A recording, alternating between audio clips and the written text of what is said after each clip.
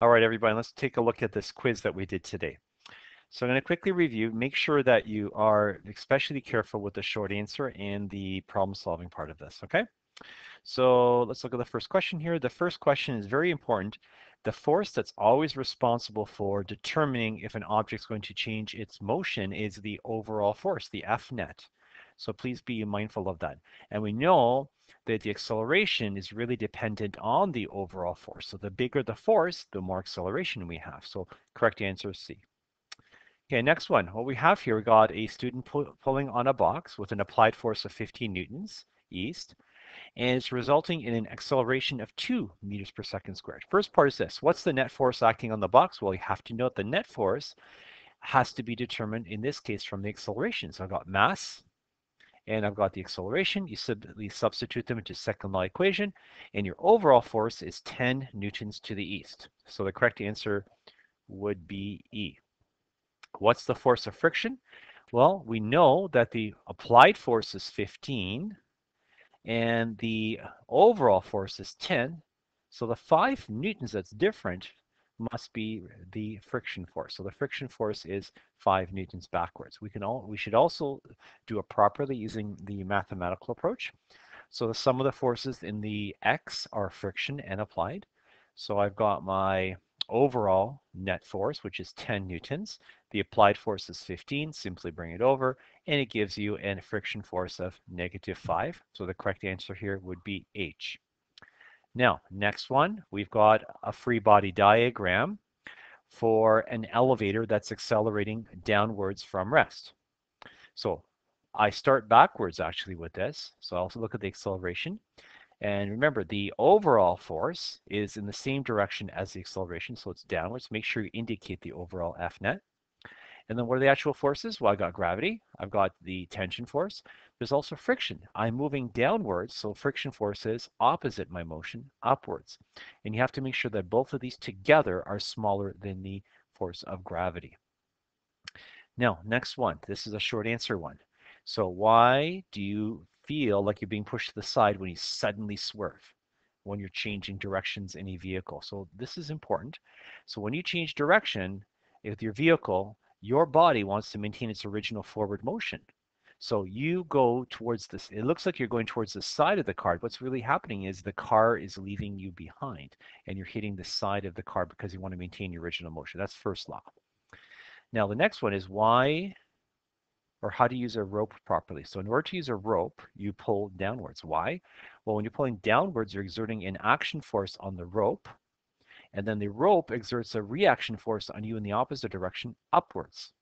And it allows you to move upwards. And this is a classic example of third law. So make sure you identify for both these questions the law and you explain it in relation to the situation.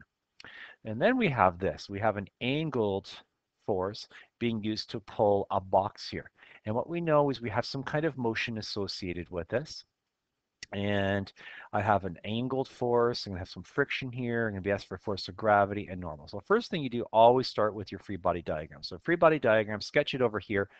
You're going to have your friction force. I don't know normal. I don't know, but I do know gravity. I can calculate it very easily through the Fg equals mg equation. So force of gravity, 49 newtons downwards.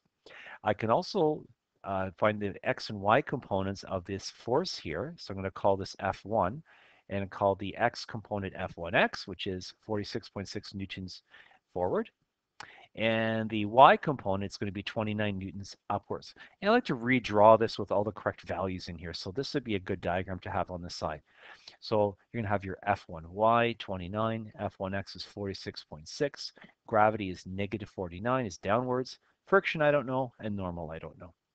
So what we're going to do is we're going to be looking at, well, I can't do much more here. So let's look at the motion. So we know here that the box was initially motionless, and then it ended up with a speed of 2.56 meters per second forward, and it took 0.8 seconds to do so. So I substitute into the acceleration equation, we get your acceleration, and once we have the acceleration, I can figure out the overall force acting on the box through second law. So the overall force is going to be 16 newtons.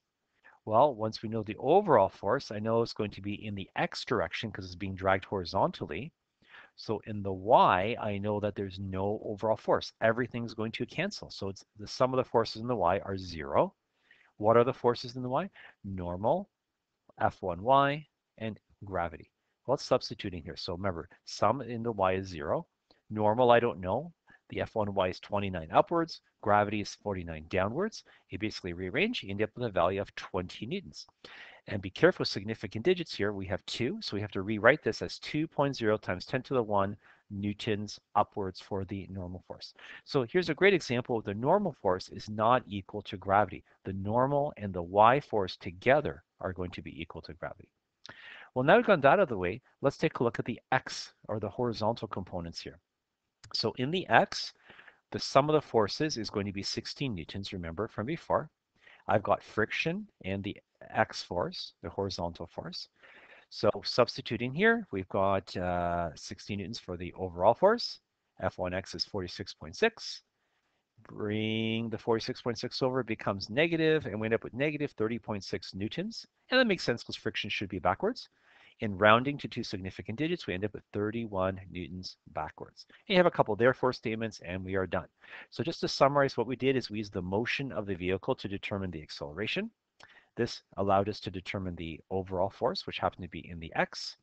I used free body diagrams and the sum of the forces method to find the friction, and then finally the normal as well. So that's it. Make sure you are spending time reviewing. Remember, the one thing we did not do on this quiz is third law. So make sure you understand third law questions that have two objects. So girl on a raft, boy on a skateboard, that type of thing. Okay? Take care, guys.